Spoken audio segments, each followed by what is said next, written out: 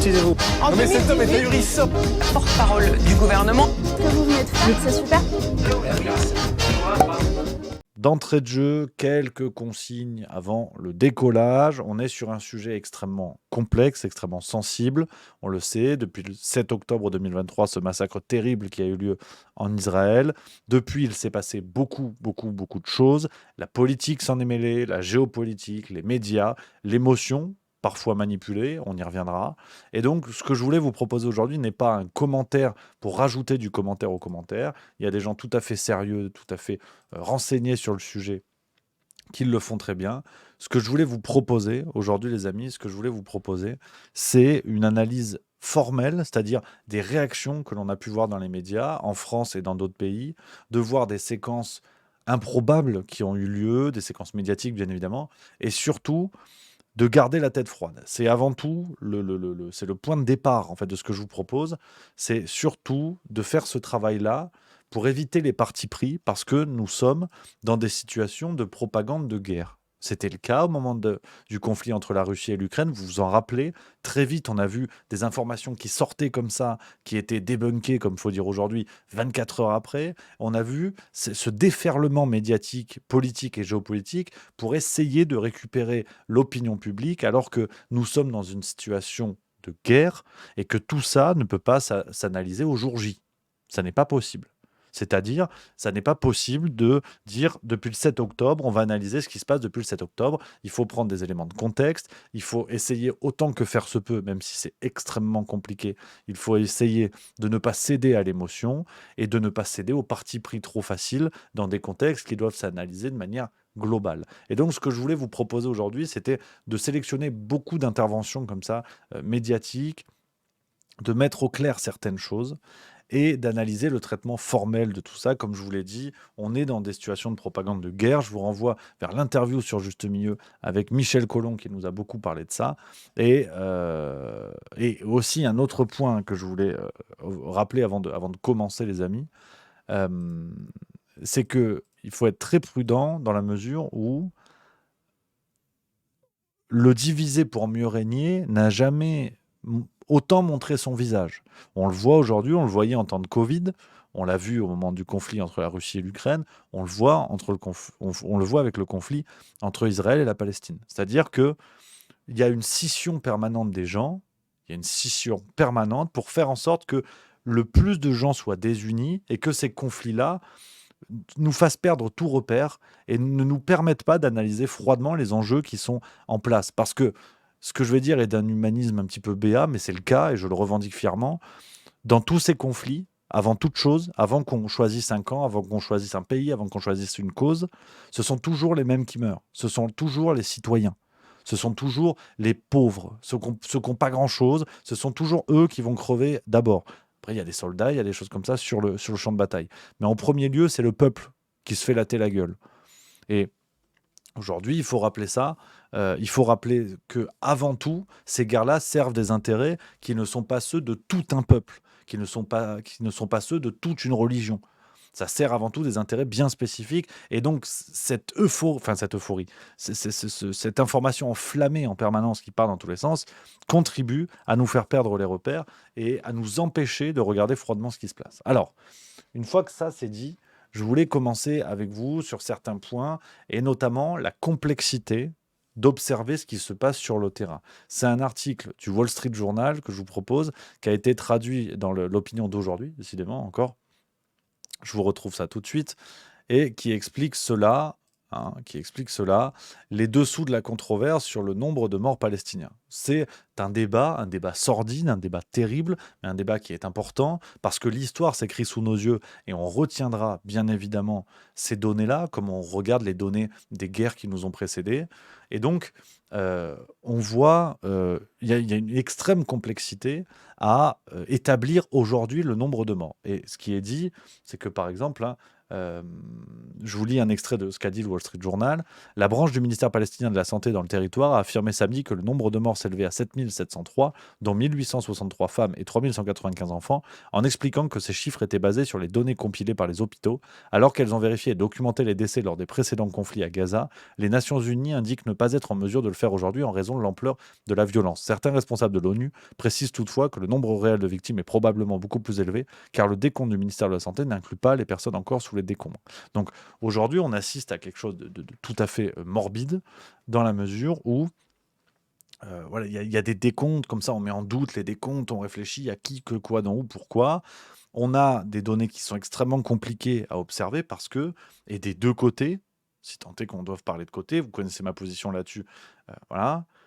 Des deux côtés, c'est compliqué. Les 1400 morts du 7 octobre côté israélien, aujourd'hui, on ne connaît pas la proportion entre civils et soldats. Non pas qu'un soldat doive mourir, mais ça n'est, en tout cas au regard des analyses de guerre, ça n'est pas la même chose. Un soldat sur le champ de bataille, qui meurt dans le cadre de ses fonctions, on va dire, et un civil, ça n'est pas la même chose. Donc, il faut rappeler ça.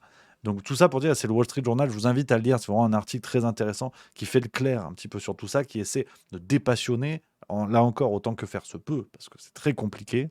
Et donc, on voit déjà que les données les plus élémentaires dans un contexte de guerre sont très difficiles à obtenir, très difficiles à analyser, et beaucoup s'en servent pour défendre un camp ou un autre. Parce que, bien sûr, si vous arrivez sur BFM TV et que vous dites, en toute honnêteté, notre travail journalistique ne nous permet pas d'établir réellement les nombres de décès civils des deux côtés, vous n'intéressez personne. Et les pages de pub, il y a moins d'audience, donc c'est un petit peu moins cher.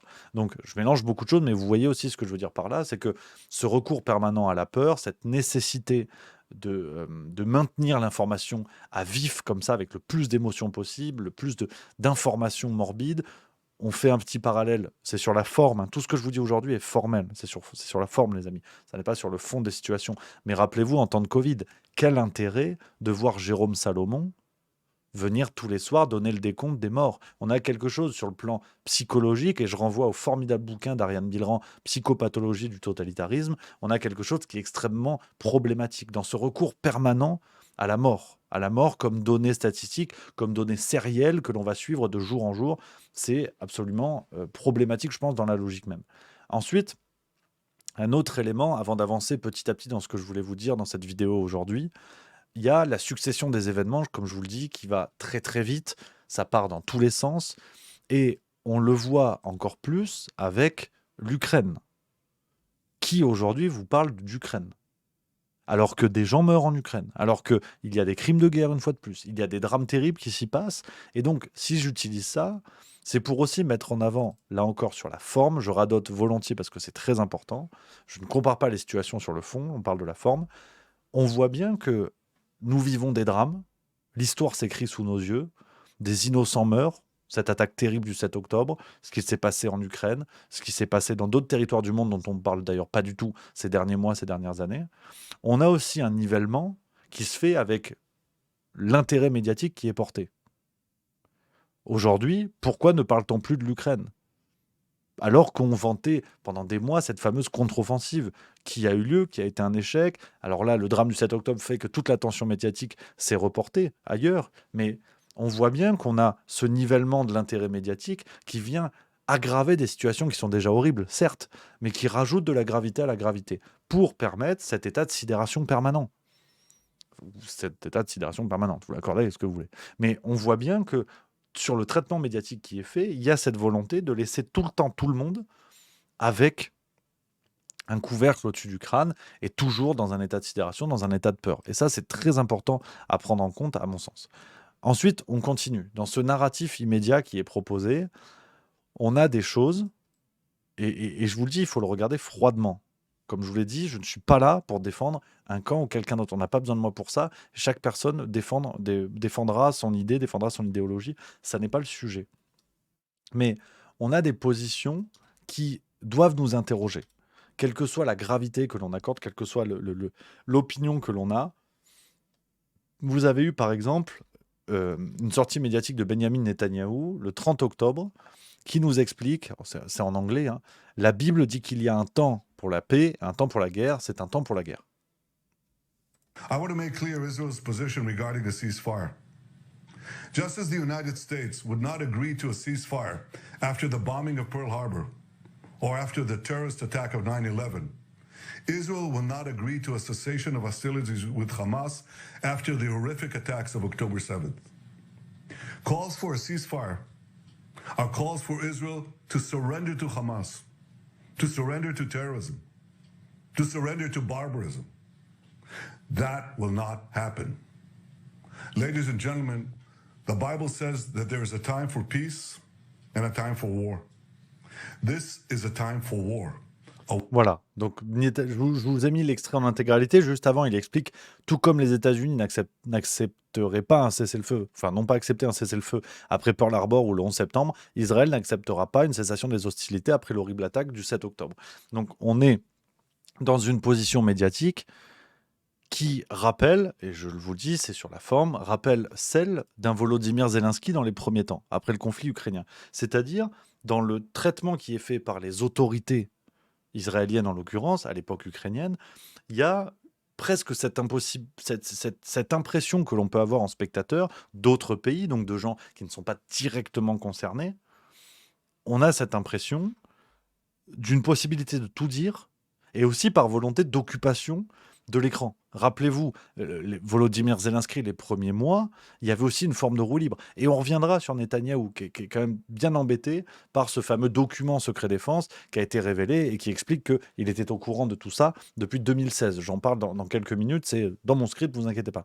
Donc on a, là encore, sur le traitement médiatique, sur les réactions liées, les réactions post-drame, on va dire, on voit un Benjamin Netanyahou qui évoque comme ça des choses qui normalement doivent être problématiques. Se référer à un texte religieux, en l'occurrence la Bible, pour justifier d'un conflit, l'une des dernières fois où on a entendu le monde occidental se justifier d'une guerre du bien contre le mal, c'était George Bush après le 11 septembre.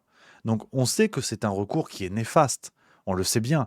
La loi du talion, comme le dit Dominique de Villepin sur BFM TV, comme il l'a dit face à Apolline de Malherbe, la loi du talion n'est jamais une bonne réponse.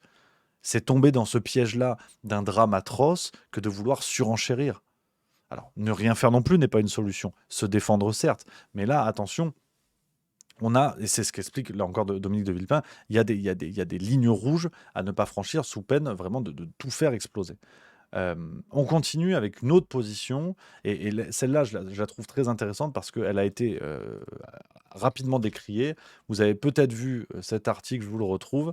Hein, voilà. L'ambassadeur israélien à l'ONU porte une étoile jaune lors du Conseil de sécurité. Ça s'est passé hier, le 30 octobre. L'ambassadeur israélien à l'ONU, Gilad Erdan, a accroché une étoile jaune sur sa poitrine ce lundi 30 octobre lors d'une réunion du Conseil de sécurité, assurant qu'il la porterait avec fierté tant que le Conseil ne condamnerait pas les atrocités du Hamas. Il y a eu une réaction très intéressante, c'est pour ça que je vous cite cet exemple. Là encore, au-delà de l'aspect médiatique, qui au fond, cette position ne rend hommage à personne. Je ne suis pas certain que cette position vient saluer la mémoire des victimes du 7 octobre. Je ne suis pas certain de ça.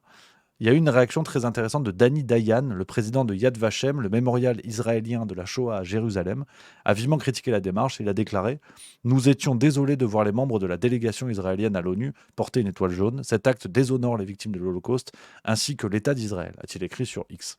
Et pourquoi je vous dis ça, c'est que c'est un autre pilier de ce à quoi on assiste aujourd'hui, c'est qu'il y a cette... comment dire ? On y reviendra, d'ailleurs c'est à la fin de ce que je voulais vous dire, mais il y a l'essentialisation du conflit.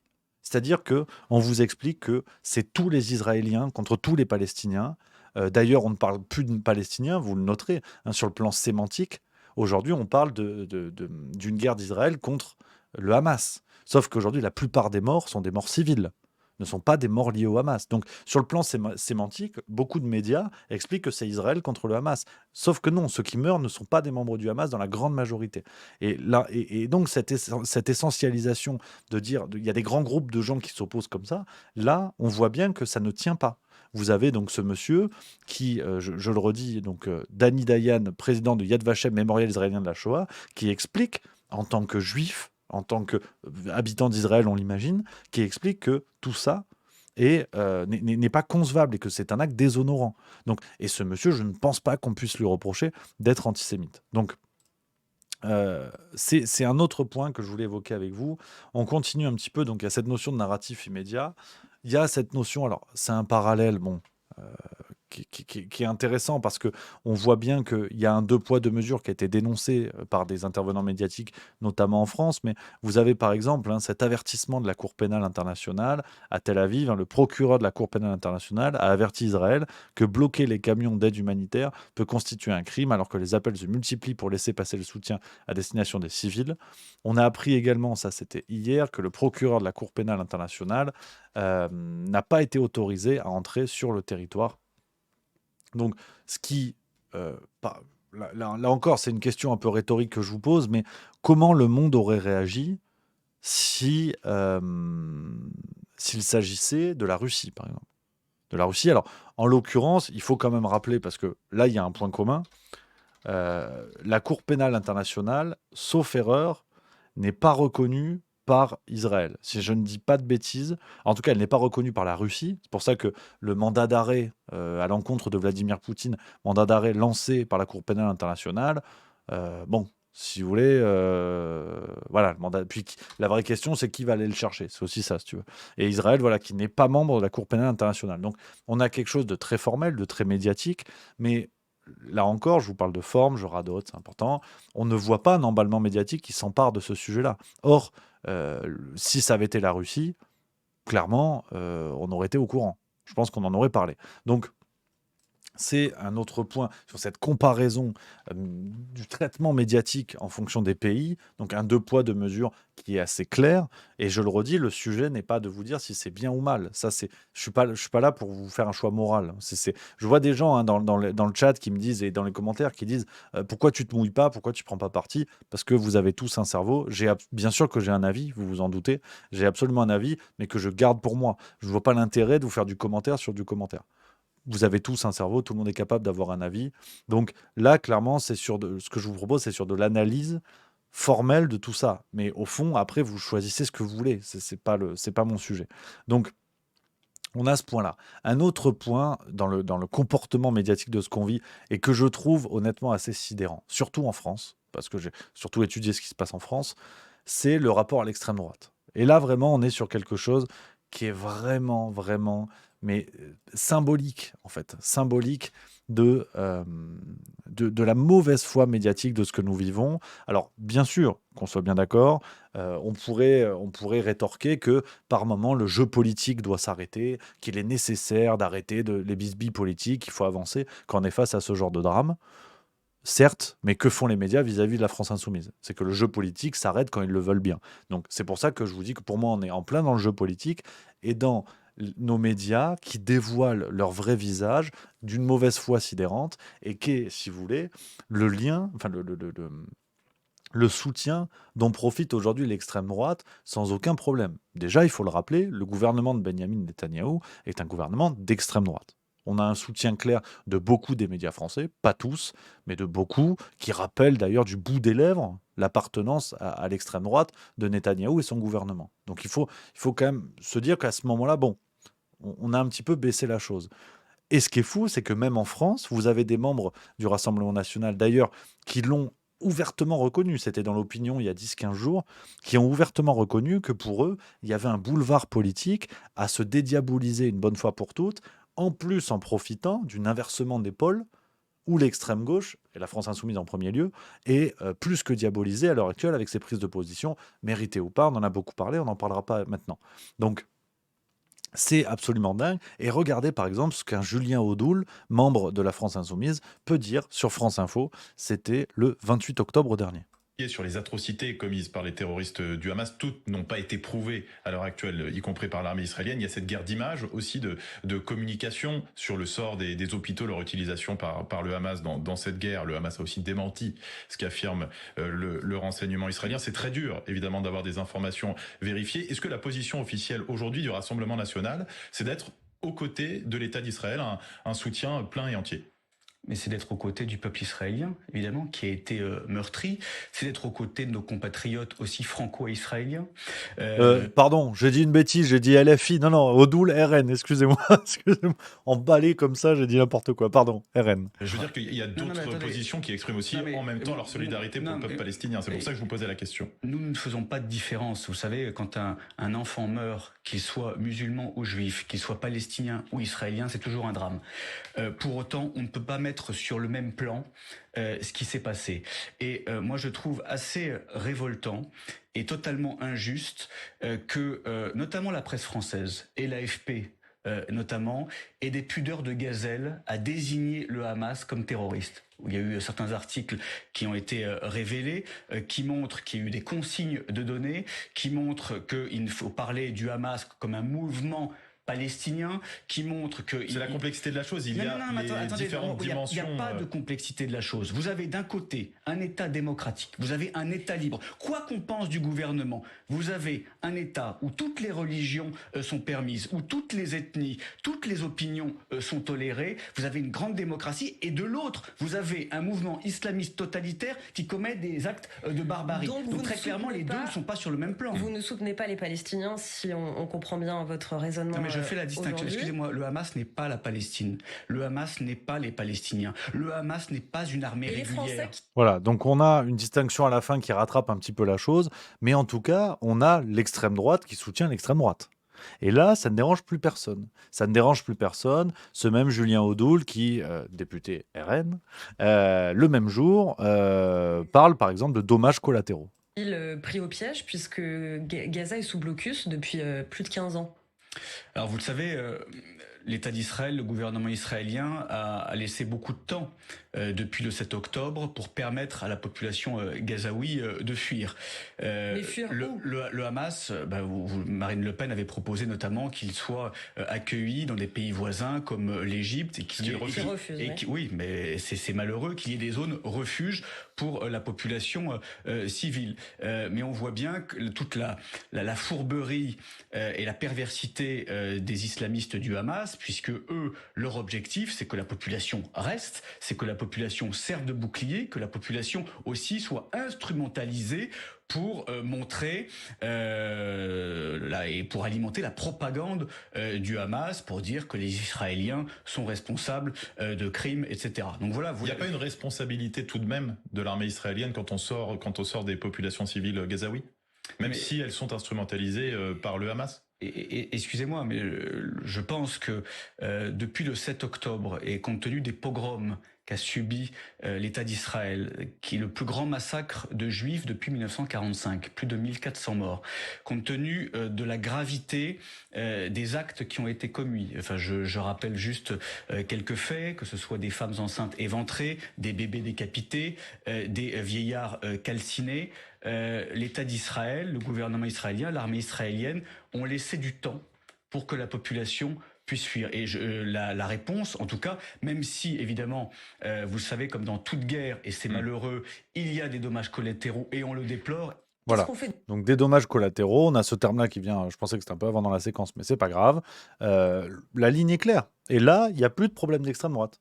Imaginez seulement, là encore les amis, je suis sur la forme, mais imaginez seulement Julien Audoul, ou quiconque du RN, d'ailleurs, ou de LFI, on s'en cire, qui déboulait au début du conflit Russie-Ukraine, et qui expliquait, ah bah oui, mais vous savez, les morts civils ukrainiens, il y a des dommages collatéraux. Et le pire, pour vous le dire très franchement, et très froidement, je suis d'accord avec Julien Audoul. Dans la guerre, malheureusement, oui, il y a des dommages collatéraux. Il faut le regarder froidement. Si on dépassionne tout ça, malheureusement, et je vous le disais tout à l'heure, tous les conflits entraînent d'abord la mort d'innocents. C'est malheureux, mais il n'y a pas que des soldats sur un champ de bataille. Donc, le pire, c'est que son argument, pour moi, tient. Mais on voit bien que le contexte n'est plus le même. Et si Audoul avait dit ça en disant les civils ukrainiens, c'est du dommage collatéral, mais imaginez seulement les réactions médiatiques. Et c'est vraiment ça que je veux vous montrer aujourd'hui. C'est la disproportion complète, l'inversion des pôles, l'inversion des valeurs sur les discours qui sont mis en place. À raison ou pas, ça, c'est votre problème. Mais c'est assez sidérant. C'est assez sidérant de constater cela. On a eu une autre position de quelqu'un qui s'est normalisé en quelques jours. C'est Éric Zemmour. Éric Zemmour qui ouvertement vous dit sur Europe 1 qu'il est contre, alors il dit je ne suis pas d'accord, mais qu'il est contre la trêve humanitaire, c'est lui qui en parle le mieux. Dire qu'il y a quand même une différence entre des civils qui meurent parce qu'ils sont pris dans des bombardements. On a vu que les généraux israéliens demandent aux populations depuis des semaines de quitter leur domicile. Alors on vous dit c'est de l'épuration ethnique. Et quand on ne leur dit pas de partir, on dit c'est des massacres de civils. Il faudrait savoir. En revanche, il y a une grande différence entre ça et le fait de viser exprès des civils, le fait d'égorger des bébés, pardonnez-moi, le fait d'éventrer des femmes enceintes, de les tuer et de tuer leurs enfants. Il y a peut-être une petite différence quand même. Moi, en tout cas, j'en fais. Et je ne mets pas sur un même pied d'égalité. Donc je dis, l'horreur a été atteinte avec ces massacres du 7 octobre. Il ne faut pas l'oublier. Et Israël a le droit de se défendre. Donc non, je ne suis pas d'accord avec la trêve humanitaire, puisque vous m'interrogez là-dessus, et que j'essaye de répondre à vos questions et de le plus clair possible. Voilà, donc vous voyez, là encore, et personne ne vient dire « regardez ce que pense l'extrême droite ». Regardez ce que pense l'extrême droite. C'est assez clair, sur ces positions médiatiques qui sont autorisées. Et il n'y a pas de problème avec ça. Personne le remet en doute, personne le remet en question. Donc, ça fait partie des séquences que je voulais vous montrer. Et il y a un débat. Il y a un débat autour de ces séquences. Elles sont plus discutables que ce que je vais vous montrer ensuite.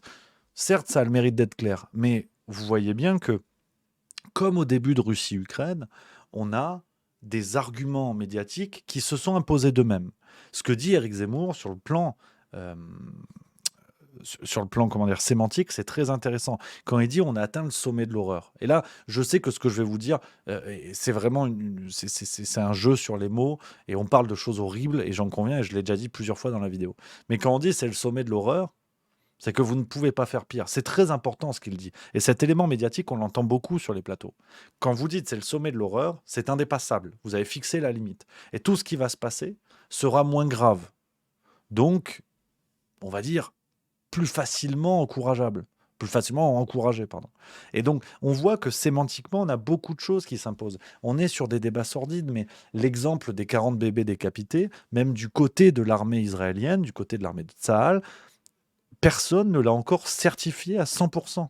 Personne ne l'a certifié à 100%. Il y a même des échos de soldats de l'armée, même de cadres de l'armée, qui ont dit attention, nous n'avons pas de preuve de ça. Ça a été relayé par une journaliste sur le terrain et tout apparemment a été un petit peu transformé, un petit peu déformé. Je ne vous dis pas que c'est vrai, je ne vous dis pas que c'est faux, je ne peux pas moi-même dire quoi que ce soit, mais juste pour voir le traitement médiatique qui est fait de cela, à tel point que Joe Biden a été démenti lui-même par la Maison-Blanche.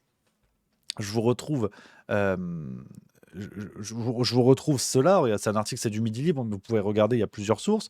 Joe Biden affirme avoir vu les images des 40 bébés décapités, la Maison-Blanche dément. Alors, il y a dû avoir, et ça a été repris notamment par le New York Post, qui parle également de ça, qui est la Maison-Blanche clarifie ça, je vous le dis. Donc Joe Biden déclare « Je n'ai jamais vraiment pensé que je verrais et que j'aurais des images confirmées de terroristes décapitant des enfants ». Et derrière... on a la Maison-Blanche, le porte-parole de la Maison-Blanche a précisé que ni le président ni les responsables américains n'ont vu d'images ou n'ont confirmé de manière indépendante le rapport faisant référence aux enfants décapités.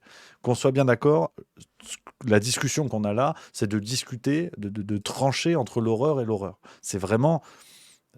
ce sont des discussions sordides de base, de toute façon. Dire cela, c'est déjà assez sordide. Mais pour vous dire aussi ce que nous vivons médiatiquement. Et bien sûr, je crois qu'il y a trop d'horreurs qui ont été commises pour en inventer certaines, ou en tout cas pour jouer médiatiquement avec certaines. C'est aussi ça le problème. C'est que pendant que tout le monde fixe son attention sur ces horreurs-là, on ne parle pas des autres qui ont été commises. Et c'est là où il faut être extrêmement prudent, extrêmement prudent. Et donc, pour vous dire, on a tout ça, et on l'a entendu, si je vous dis ça, c'est que Éric Zemmour parle de cela, Julien Audoul parle de cela, ils n'ont pas plus de preuves.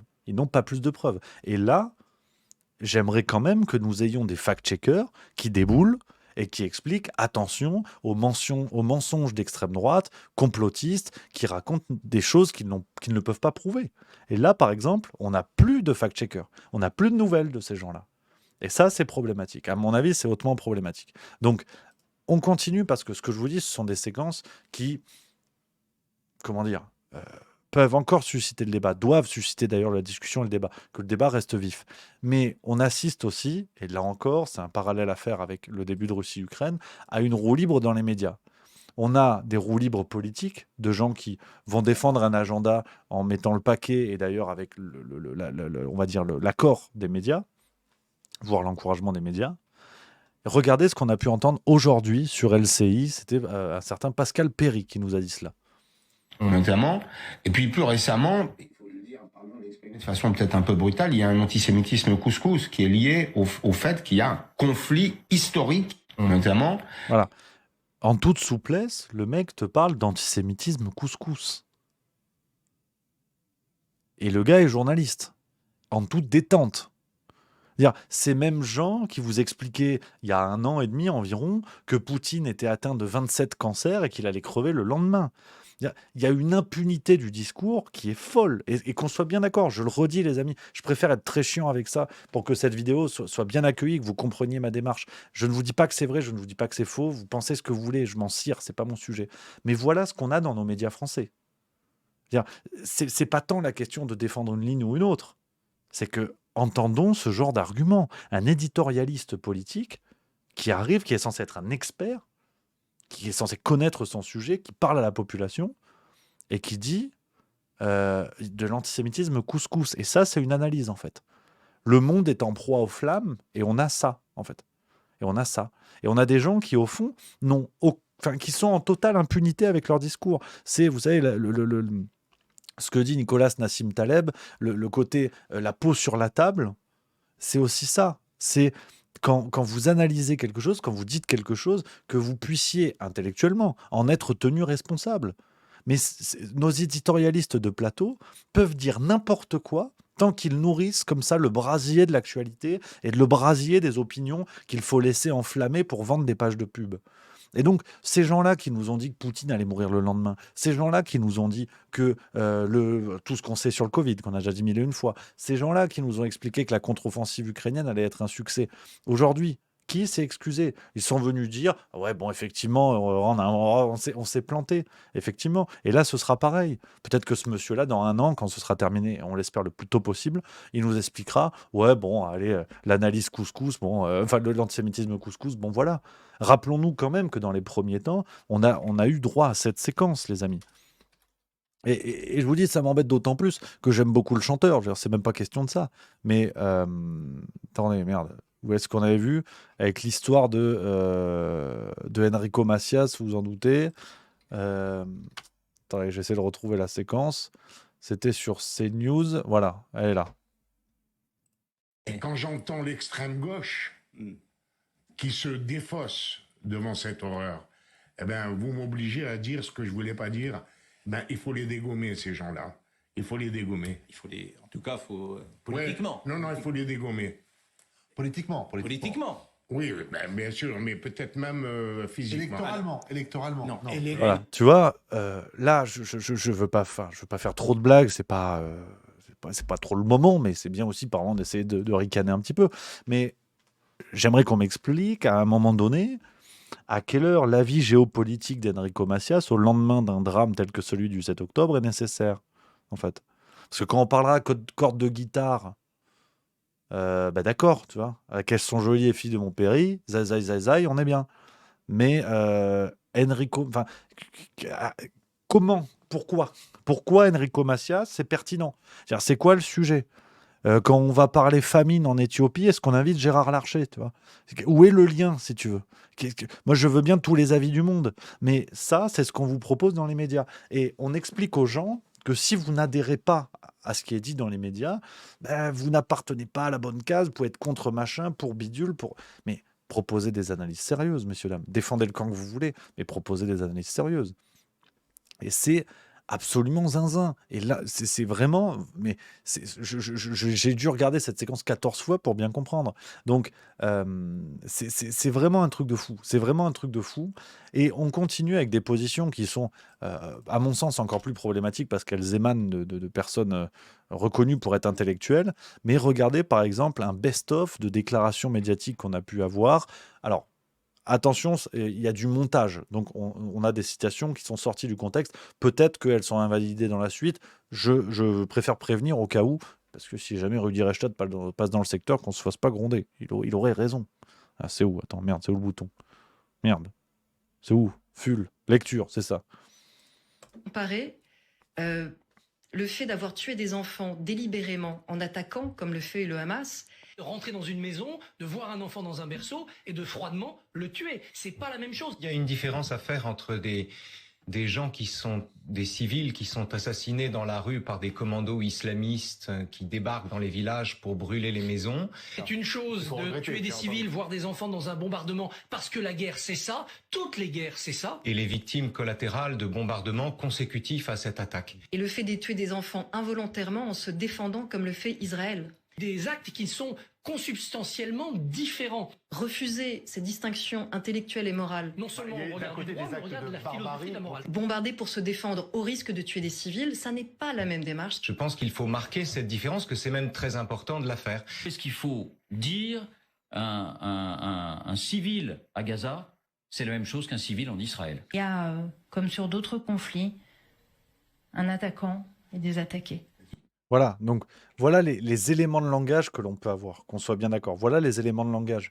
Et là encore, les copains, vous soutenez la cause que vous souhaitez, vous avez les idéologies que vous voulez, mais pourquoi peut-on parler d'éléments de langage? C'est que si tout cela était une vérité universelle, on l'aurait entendu. On aurait entendu ces éléments de langage au moment du conflit Russie-Ukraine. Et on aurait dit, bah, vous savez, c'est comme ça. Et je ne rejette pas l'argument, il peut s'entendre. Personnellement, je ne le pense pas. Je préfère quand même par moment vous dire un petit peu ce que je pense. Mais le problème, c'est que ces arguments-là ne sont pas universels dans la mesure où on ne les entend pas à chaque fois. Et ça soulève quelque chose de très problématique de nos réactions médiatiques qui viennent comme ça prendre des positions avec des éléments qui sont hautement gênants. On a eu Bernard-Henri Lévy aussi, par exemple, qui nous fait une grande tirade, un petit peu dans la même veine, qu'on ne comprend pas vraiment. Sont des démocraties et que le Hamas et la Russie, d'ailleurs alliés là aussi, alliés dans cette nouvelle guerre entre Israël et Gaza, Israël et l'Ukraine sont des démocraties. Le Hamas et la Russie font partie d'une internationale du pire ou de la terreur ou des nouvelles dictatures. Donc c'est pour ça que ces deux images, évidemment qu'on peut créer de l'émotion avec ça. Et moi-même, quand je les vois côte à côte, évidemment qu'il y a quelque chose en moi qui s'émeut. Mais je sais en même temps que c'est trompeur, c'est un piège. Pour vous, c'est tomber dans le piège des images de ne finalement s'arrêter qu'à ce comparatif-là. Et bien sûr, les images, elles ont un contexte, elles ont un sens. Il suffit pas de les regarder. Je vous répète, lorsque la Russie a bombardé Dnipro, c'était pour rien. C'est Dnipro en Ukraine. C'était une guerre gratuite. C'était une guerre insensée. C'était une guerre sans aucune responsabilité de la part des Ukrainiens. C'était un bombardement contre les civils, indifférenciés, voire même ciblés comme tels. Lorsqu'Israël décide d'en finir avec le Hamas, c'est pas un beau matin, c'est après. Voilà, donc je ne sais pas ce que vous en pensez, moi je ne comprends pas vraiment cette déclaration, qui semble intéressante sur bien des points quand même, parce qu'il reconnaît que les images, il faut les mettre en contexte, c'est ce que je vous disais au tout début, et que, attention, avec les images, on a le recours à l'émotion et c'est trop facile. Mais je ne pensais pas dire ça de sitôt, mais je suis d'accord avec Bernard-Henri Lévy. Je suis absolument d'accord avec Bernard-Henri Lévy. Donc là, en plus, je veux dire, tout ça, de toute façon, est tellement moralement à interroger, on va dire, que Bernard-Henri Lévy lui-même reconnaît les failles du raisonnement et que, attention, soyons prudents, c'est plus compliqué, vous comprenez, machin. Et je trouve ça très intéressant de voir que là, Bernard-Henri Lévy tient une ligne qui est problématique. Et quand il vous dit, en plus, attention, les images, il faut les mettre en contexte, c'est compliqué, on parle de quelqu'un dont c'est devenu le métier de faire des reportages dès qu'il y a une guerre et de mettre la guerre en image. Donc, c'est quand même assez sidérant. Voilà, lui qui se met en scène, on se rappelle l'incroyable photo quand il est allongé par terre en costume avec un photographe debout. Et ce même monsieur vous explique, attention, les images, on leur fait dire n'importe quoi. Mais oui, mais oui, cher ami, mais oui. Donc, c'est absolument dingue. Et on continue dans les séquences, dans la roue libre médiatique à laquelle on assiste, avec une séquence qui me tient particulièrement à cœur parce que elle ressuscite un débat plus que compliqué. Vous en avez sûrement entendu parler. Et là, je peux vous dire que la gauche médiatico-morale est en sueur absolue depuis, ça s'est passé hier, si je dis pas de conneries, c'est Guillaume Meurice. Qui rencontre des gens parfois moins plaisants. Et elle a fait son métier, que je qualifierais de comique d'investigation. Voici tous les mots-clés pour annoncer Guillaume Meurice. Oui, merci Charline. Merci beaucoup.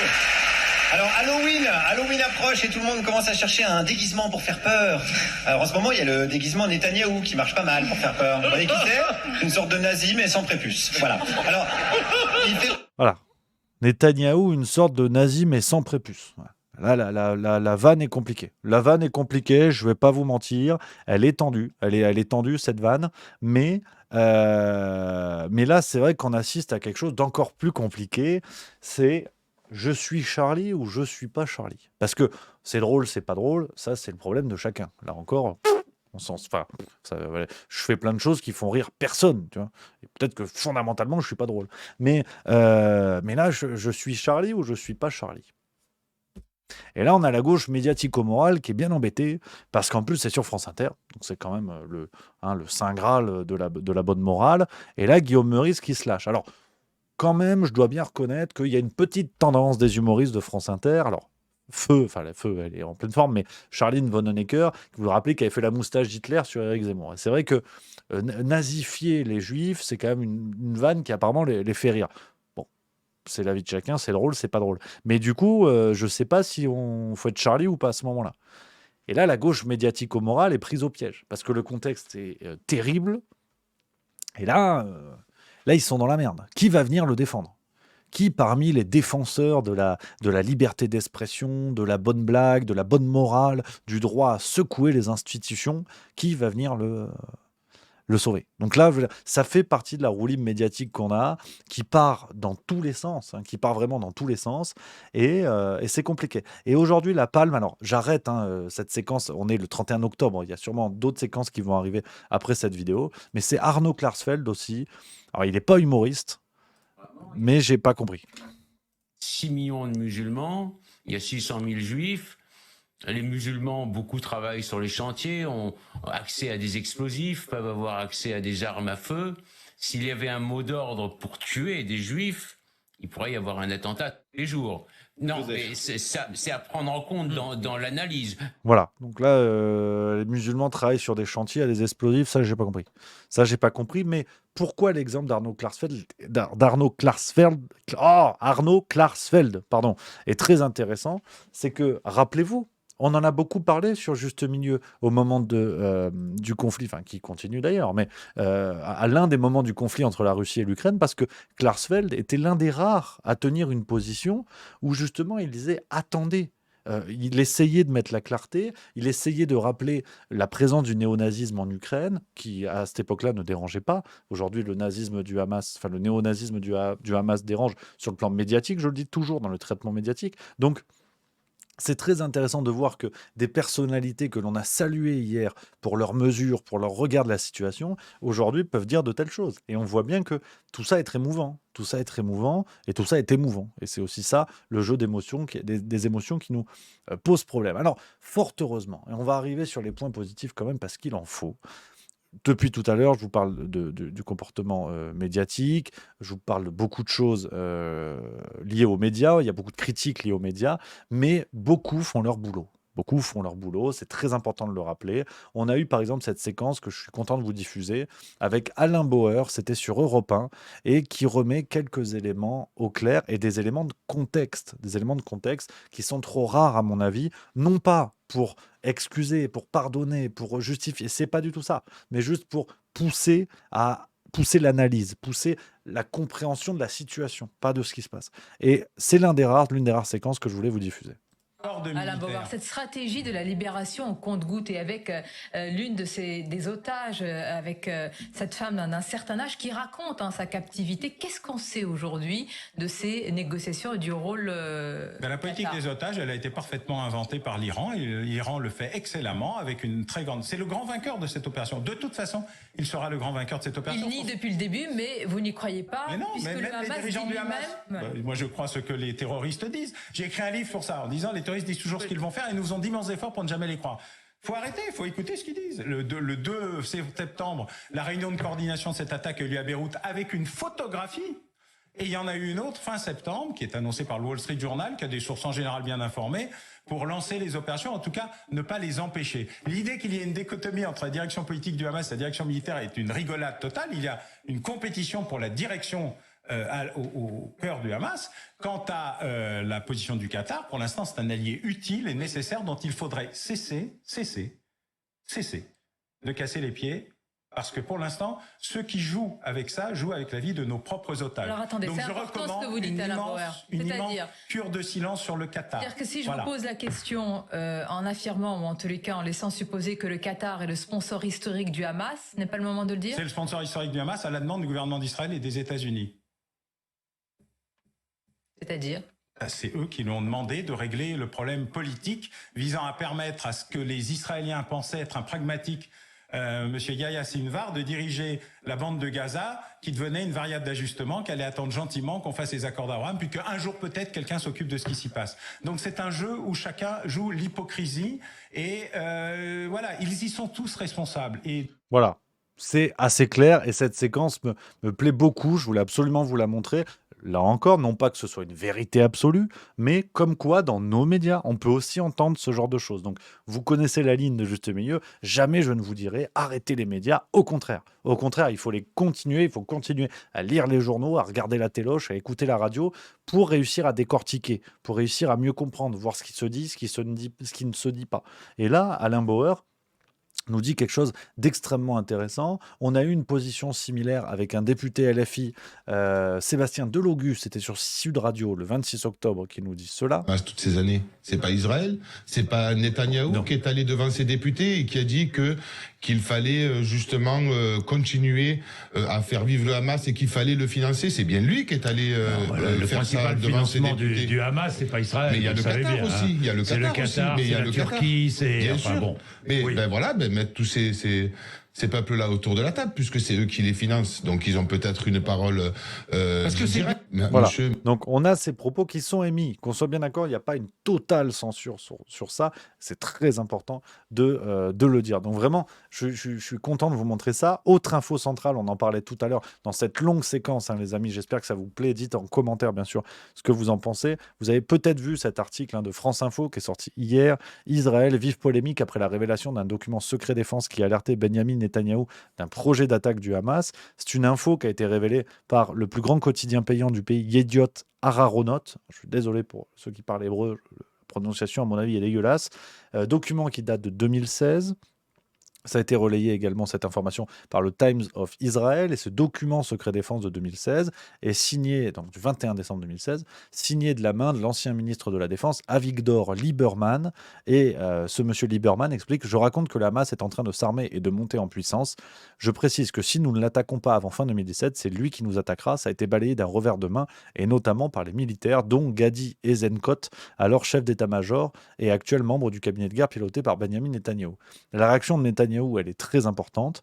L'article nous dit, l'article de France Info, hein, samedi 28 octobre, pour la première fois depuis plus de 9 mois, le Premier ministre a répondu aux questions de la presse israélienne et a nié catégoriquement l'existence d'un tel document. Le dimanche 29 octobre, Benyamin Netanyahou a reproché aux responsables sécuritaires israéliens d'avoir sous-estimé les risques d'une attaque d'envergure du Hamas dans un message publié sur X, donc Twitter. Le message a ensuite été supprimé, suivi d'un second dans lequel Benyamin Netanyahou présente ses excuses. Donc, là aussi, il y a une information centrale. Je le redis, là encore, il faut prendre les précautions nécessaires. Ça ne veut pas dire que tout cela est de la faute de Netanyahou, qu'on soit bien d'accord.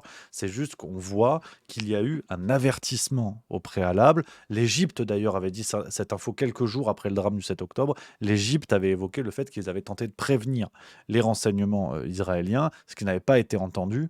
Donc, qu'on soit bien d'accord, je le redis, ça n'est pas le fait que, je ne vous dis pas que tout est à cause de Netanyahou, c'est juste de vous dire, voilà ce qu'on peut lire dans les médias israéliens. C'est repris par France Info, mais on a des médias israéliens qui sortent ces informations-là. Donc, quand on analyse plus sérieusement, quand on critique ce qui se passe, quand on essaie de regarder les responsabilités, les causes, le contexte, les médias israéliens le font. Donc, c'est vraiment le dernier point que je veux évoquer avec vous, les amis, en guise de conclusion. Avant ça, je vous montre ce qu'a dit Charles Anderlin, ancien correspondant de France 2 à Jérusalem, monsieur reconnu, qui est souvent cité d'ailleurs par Alain Juillet ou Jacques Bou. Non, je suis en train de regarder ça chez Omerta. C'est que je vous dise pas. Si, c'est Jacques Beau, absolument, qui évoque la qualité du boulot de Charles Anderlin. C'était sur LCI, là encore, média français. Israélienne ne montre aucune image des victimes palestiniennes, des civils de Gaza. On voit beaucoup les destructions, mais on ne voit pas les raisons pour lesquelles ces images qui poussent les foules à protester, à manifester contre Israël un peu partout dans le monde, notamment dans le monde arabe. C'est un parti pris des chaînes israéliennes de ne pas montrer les images des civils palestiniens. On en voit très peu. Très peu. On ne les voit pas. C'est un parti pris. Je ne sais pas dans quelle mesure cela fait partie d'une autocensure ou d'une décision gouvernementale. Il s'agit également de tenir compte du moral du public israélien qui, il y a quelques minutes... En fait, personnellement, je ne vois pas non plus beaucoup d'images de victimes civiles à Gaza. On va en voir dans quelques minutes. Non, bien sûr, il y en a qui existent. Non, il y en a, mais en fait, il faut aller chercher. Il y en a pas tant que ça. Donc, ce n'est pas simplement. Il y a sans doute un élément de guerre psychologique du côté israélien. Voilà, donc ça, c'est ce qu'on a pu entendre, par exemple, sur LCI, les amis. Et je veux finir cette séquence qui a été longue, les copains, finir avec ça. Cet élément que je vous donnais en début de vidéo, et c'est très important, les amis, c'est refuser l'essentialisation du conflit. C'est-à-dire que ça n'est pas les Juifs contre les Arabes. Si vous critiquez Benyamin Netanyahou, vous n'êtes pas antisémite. Enfin, si vous le critiquez dans le cadre de la loi, après il y a une loi pour qualifier les faits d'antisémitisme, on est d'accord, mais c'est très important de ne pas céder à cette vision médiatique qui est proposée. Aujourd'hui, des gens qui arrivent sur les plateaux et qui disent « Attendez, là il y a telle zone d'ombre, là il faut être prudent, là il faut douter », on dit « Ah oui, non, en fait, vous êtes pro-machin ou anti-bidule ». On est dans des logiques médiatiques, des logiques d'entretien émotionnel qui sont nécessaires pour que ce conflit reste présent dans les esprits et que la logique que beaucoup de médias veulent défendre, que cette logique-là imprègne. On l'a vu, et si je vous dis ça, c'est pas spécifiquement dans le contexte Israël-Palestine, pardon. Je vous parle, là encore, je le redis une dernière fois, de l'aspect formel de tout ça. C'est que, rappelez-vous la temporalité du conflit Ukraine. C'est que, Ukraine-Russie. Dans les premiers temps, vous aviez quand même des gens quelques rares voix, qui se faisaient entendre dans les médias et qui proposaient, non pas, qui ne venaient pas nier ce qui se passait, qui ne venaient pas dire tout le contraire, qui ne venaient pas divulguer des fake news. Enfin, c'était jugé comme tel par nos spécialistes. Mais vous aviez des gens qui n'allaient pas dans le sens communément admis. Ces gens-là, les 2-3 premiers mois, on disait, mais vous êtes des complotistes, extrême droite, pro-Poutine, vous êtes tout ce que vous voulez.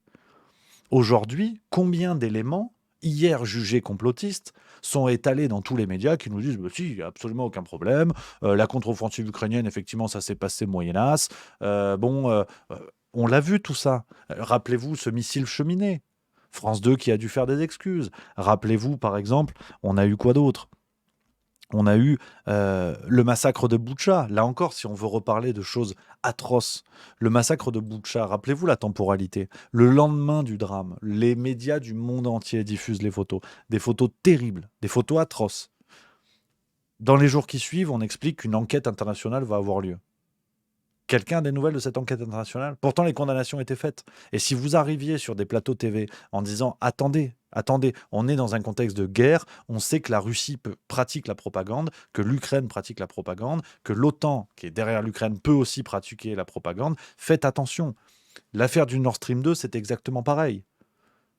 Pendant des semaines, on a dit ah non, mais c'est les Russes. C'est sûr et certain, c'est les Russes. Il a fallu cet article lu dans le monde entier de Simon Hersh, grand journaliste d'investigation, qui expliquait attendez, en fait, la réalité est peut-être différente et qui lui mettait la responsabilité sur le dos des Américains. Et c'était pareil pour Simon Hersh. C'est pas parce qu'il avait dit ça que c'était vrai. Il y avait une nécessaire prudence dans un contexte de guerre à ne pas céder tout de suite au règne de l'émotion, à l'instantanéité de l'actualité, de dire on va croire ce qu'il nous a dit parce que ça nous rassure.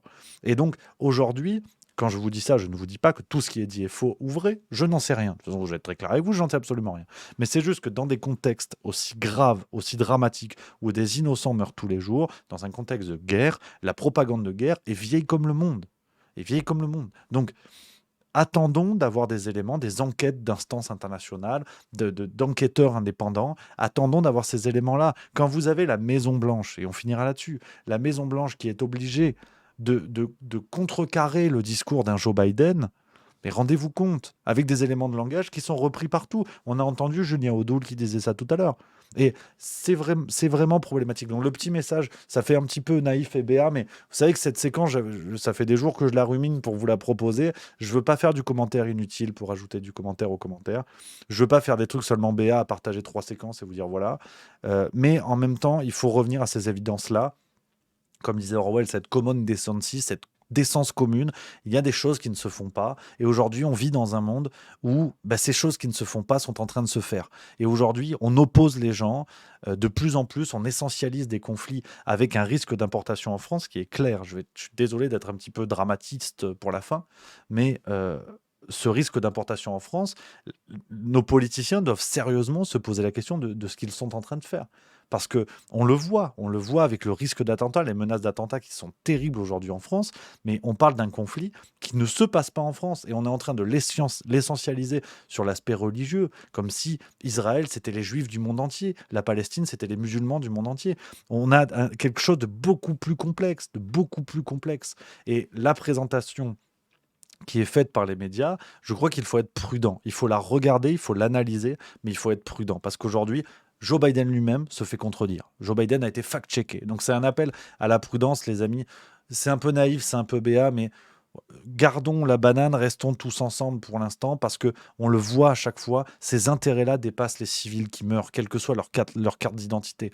Et on le voit bien, donc gardons la tête froide le plus possible et ne cédons pas vraiment à cette essentialisation de ce conflit, mais de ce conflit précédent. Je veux dire, sur Russie-Ukraine, vous pouviez nuancer les propos qu'on allait vous dire t'es pro-Poutine. Combien de gens, Poutine, connaissaient à peine son nom de famille? C'est absurde. Et dans un autre registre, parce qu'on parle de formalité, au moment du Covid, c'était pareil. Quand on expliquait aux gens, parce qu'ils avaient peur de se faire vacciner, qu'ils étaient anti-vax, alors que, honnêtement, ARN messager, pour certains, c'était une boîte de livraison de colis. Faut pas déconner. Donc, voilà. Voilà, les amis, ce que je voulais vous dire aujourd'hui. Vidéo un peu compliquée, je vous avoue, séquence un petit peu compliquée, beaucoup de pincettes, un petit jeu d'équilibriste, mais j'espère que ça vous a plu, les amis, j'espère que ça vous a intéressé.